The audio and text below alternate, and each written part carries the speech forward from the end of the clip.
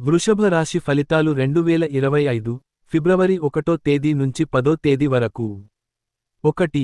ఆర్థిక స్థితి, ఆదాయం సంతృప్తికరంగా ఉంటే, ఖర్చులు అదుపులో ఉంచాలి. 2. కార్యవ్యాపారం, నూతన అవకాశాలు రావచ్చు, కానీ త్వరిత నిర్ణయాలు వద్దు. 3. ఉద్యోగం, ఒత్తిడి పెరిగినా, మంచి పనితీరు గుర్తింపు తెస్తుంది. 4.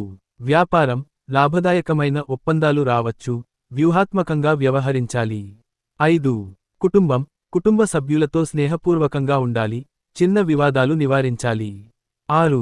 ఆరోగ్యం, మెదడు, నరాల సమస్యలు రావచ్చు, విశ్రాంతి అవసరం. 7.